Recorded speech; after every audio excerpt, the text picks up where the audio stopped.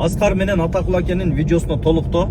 Эми орозодо бардыгыбыз кээде оюбузду толук жеткире албай калабыз. Биринчи маселе элден чогулган акча тыйынына чейин, тыпырына чейин баланын ата-энесине берилет. Хамзага, Асланга, Байханга. Экинчи маселе жогорку кеңеш элден чогулган акчанын 1 сомунда калбайт. Берилбейт дагы, отчетуна да кирише албайт. Анткени бунун отчетун эл гана алган укуктуу, эл гана берген укуктуу отчетун. Үчүнчүдөн, операция маселеси боюнча бул иш Дубайда болот экен. Дубайдан укол берилет экен бизге жеткен маалымат боюнча. Анан дагы тактайбыз, эгерде Дубайда бериле турган болсо, Кыргызстандын Дубайдагы элчилиги мамлекеттик деңгээлде ошол врачтарга, ошол ооруканага, ошол имаратка мамлекеттик деңгээлде кат аркылуу жөнөтөбү, чтобы кийин алар дагы бизге мамлекеттик деңгээлде жоопкерчиликти ала ала турган, гарантия бериле турган, бере ала турган паризде келишим коюлса, мамлекеттик деңгээлде ушул керек бизге болду. Ал дагы Кыргызстан ичинде биздин саламаттыкты сактоо министрлиги менен биргеликте ошол Дубайдын Минздравы менен ортосунда келишим болсо гана болду. Ошолор жоопкерчилик алат. Калган лишний лицолор, лишний депутатты, министрби бирөөсүнүн дагы элдин акчасына киришкенге моралдык дагы, материалдык да укугу жок. Аны өздөрү жакшы билет. Барыңарга ийгилик. Ассаламу алейкум. Көпчүлүк СМС'терчи Атакул ака. Багы эми жогорку кеңеш аралашпайлы койсун дептир да, алар түшүнбөй калган окшойт. Жогорку кеңеш аралаш биз менен чогуу жүрсүн деген жокпуз. Биз ошол акча жагын. Акча жагын болсо эме кылып берсин. Көзөмөлдөп. Акча жагын көзөмөлдөп берсин. Болбосо финансы министрлигиби, ошо акчага байланышкан министрликтерден аудиторлор келеби. Кандай аудитор дейсизби, не дейсиз? Ошолор келип, ошолор башында туруп, бир комиссия болуп, ошо чогуу чечсек жакшы да. Ооба, себеби акча эч жака кете элек. Эч жака кете элек. Бүт акча турат, эч ким иштете элек. Акча канча чогулса, ошол акча турат. Ошон үчүн азыр нөлдөн келип туруп санап берип койсоңуздар, биздин дагы жүрөгүбүз тынчыраак. Даже минип жүргөн машинабызга да өзүбүздүн чөнтөгүбүздөн өзүбүз бензин куюп жүрөбүз да. Ооба. Мына жигиттердин бардыгы чогулган элдин акчасы ошол бойдон. Мүлктү да санап бересиңер. Бүт бардыгын отчету берели. Биз дагы эртең тазараак чыгайлы. Себебичи азыр айтып атышат, алдары арзан элекен. Кагылайын, $1000 болсунчу ошол дары. Канча бала ооруса, ошончо балага бөлүп берип коелу. Биз зордуктап 170 миллион сом ал деген жерибиз жок. Жөн эле канча арзан болсо сүйлөшүп бериңиздер. Биз даже айтайлы деп аттык эле. Эгер мамлекет өзү кайрылган болсо, балким бир кандайдыр бир жеңилдетүү скидкалар болсо, анда азыр сразу үчөөнө жетип калат эле. Жеңилдетүү болсо, анда Байханга да сразу жетип калмак да. Мамлекеттик деңгээлде муну балким ошо Дубайдан алат экен тура. Араб Эмираттарынан ала турган укол экен алчы. Гиннес китебине кирген. Google'dan издесеңиздер, Золгенсма деп. Самый дорогой укол в мире деп издесеңиздер бүт маалыматтар чыгат. Гиннес китебине $2,5 миллион менен китепке кирген укол экен. Муну балким мамлекеттик деңгээлде сүйлөшсө, балким арзан чыгып калар дейм да. Себеби Араб Эмираты менен Кыргыз Республикасынын ортосундагы мамлекеттик эл аралык келишимдер бар да. Саламаттыкты сактоо министрлиги да, по-моему, президент менен кошулуп барып, ал жерде кол койду окшойт. Ошол өзүнүн багытындачы. Бул жерде менимче мамлекеттик деңгээлде киришип койсо, балким мындай түшөбү баасы. Эми акчаны топтоп койдук, биягын өзүңүздөр бир чечим чыгарып бериңиздер. Биз акчанын отчетун берип коелу. Главныйчы биз акчанын отчетун берели, калган сиздер турлап берип коюңуздар. Таказа десеңиз. Ушундай жакшы ишти жасап атсам, канча маңтачы кыйла акча токтоп калды да, баягы которуп аткандарчы. Каякта бир мындай бир толук эмес маалыматтын айынан ушундай нерсе болду да. Акча каяка кетти, эмне болду, арзан элекен, кымбат элекен деген айынан. Газ баса берели ака. Мына Атакул ака да доказдап атат.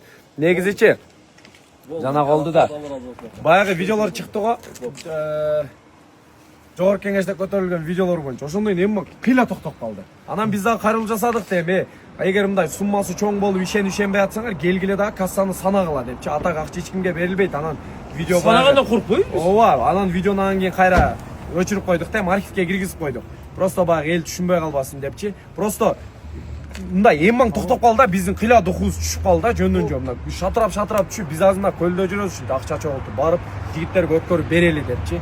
Атак урматтуу кыргыз элим, до конца мисалы Бишкекте акча келип атат экен, бирөө $120 000 берем деген бүгүн. Ошонун бардыгын сиздердин күбөлөрүңүздөр менен өткөрүп берели. Главный мына ооруган балдардын жанында жүргөн балдар бар Атакул ака. Ошон үчүн эми токтотпой элең башкысы, чогултайлы. Эч кимге көңүл бурбайлы. Кимге кандай канчалык арзан болсо ошончолук жакшы да. Биз деле ыраазыбыз иншалла. ошого дуктан түшпөгүлө туугандар. Бизди да дуктан түшүрбөгүлө суранч. Биз до конца бүтүрүп берели. Ассаламу алейкум. Ассаламу алейкум. Урматтуу эл журт. Мына Хамза, Аслан, Байхан деген балдардын сбору боюнча. Бул балдардын оорусу өзү мындай сма деген оору экен да. Анан ага ошо 3 түрлүү укол болот экен. Ошол 3 түрлүү уколдун эң кымбаты $2,5 миллион менен Гиннес китебине кирген Золгенсма деген укол экен туугандар. Анан бүгүн ушу ал укол чындап эле $2,5 миллион, $2 миллион турабы? Ал таасир береби өзү, таасир бербейби? Аны алгандан кийин жакшы болуп кетеби, жакшы болуп кетпейби деген суроо жогорку кеңеште дагы көтөрүлүптүр да. Негизи туура суроо. Биз деле кызыгып көргөнбүз.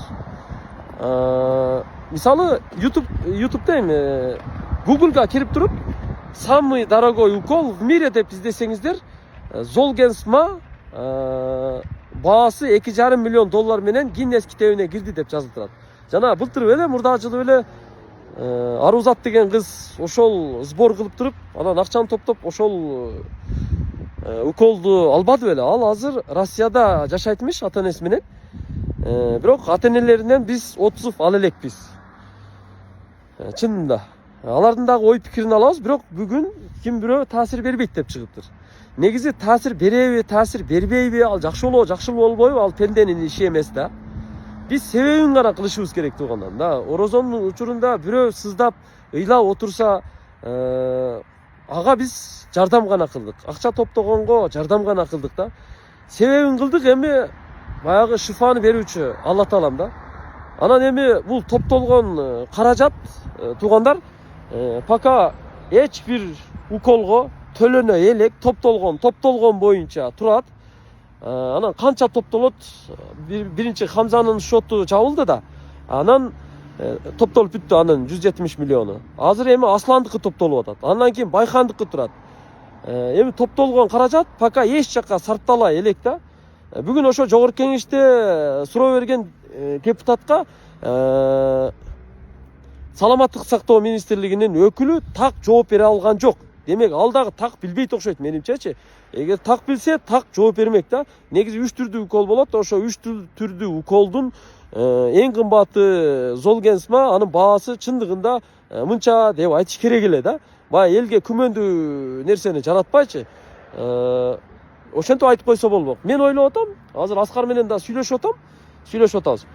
Менимче бул нерсени биз Хамзаны, Асланды, анан Хамзаны, Асланды, Байханды буларды укол алууга жөнөтөрдөн мурда, акчаны тиги жакка төлөрдөн мурда Саламаттыкты сактоо министрлигинин өкүлдөрү менен комиссия түзүп, андан кийин ошолордун жалпы комиссиянын чечими менен анан ошо дарыланууга жиберишибиз керек деп ойлойм да. Пока мындай күмөндүү ойлордон, жаман нерседен алыс болуп туруңуздар туугандар. Мына Алла турат. Бул жерде эч кимдин бир кызыкчылыгы жок. Только кызыкчылык Алладан күткөн сооп. Ошол эле. Ушундай күтүп туруңуздар, дагы маалымат беребиз. Урматтуу жогорку кеңеш, урматтуу эл өкүлдөрү, урматтуу Саламаттыкты сактоо министрлиги. Мына өзүңүздөр көрүп турасыздар. Bir haftadan beri biz butubuz жерге тийбей, ел кыдырып, жер кыдырып, Хамза жана Аслан деген балдардын оорусуна, алардын ала турган кымбат баалуу уколуна керектелүүчү акча каражатын топтоо иш-чарасын өткөрүп жатабыз. Кудайга шүгүр, эл арасында берешендер көп экен, тапкан акчасын, закатын, үшүрүн, садакасын берип атып, биринчи Хамзанын толук 170 миллион акча каражаты толук топтолуп, анын топтомою токтоду. Андан кийин андан ашканын Асланга кошуп берип, Асландын дагы азыр ушу керектелүүчү каражатынын жарым-жартылайы топтолуп калды. Азыр да бул иш-чара жүрүп жатат. Бирок бул тема бүгүн жогорку кеңеште көтөрүлдү. Мага да жагып атат негизи. Өз убагында туура көтөрүлдү да. Болбосо бүткөн ишке сынчы көп экен, эртең ар кандай сөз чыгышы мүмкүн да. Ар кандай сөз чыгышы мүмкүн. Биз дагы бул нерсеге аралашып калган үчүн жоопкерчиликтен коркобуз. Сиздер эл берген, ушу эки балага берген, алардын ден соолугу үчүн берген акча каражатынын бир тыйыны дагы же оң жака же сол жака жылып кеткен жок. ошо счетко түшкөнү счетто, Мбанктагысы Мбанкта, наличкасы наличка боюнча турат. Биз ата-энелерине күндөгүсүн күндө топтоп, өздөрүнө күндө өткөрүп берип аттык. Алар ошо сактоочу жайларына алып барып, сактап турушат. Али эч жака алып барып төгүп, укол алган жери жок. Эми бул жерде биз эмнени талап кылабыз? Жогорку кеңеш менен саламаттыкты сактоо министрлигине. Биз акчаны эл кыдырып, мээнет кылып топтоп бердик. Чынында мээнетти кылдык, чын жүрөктөн кылдык.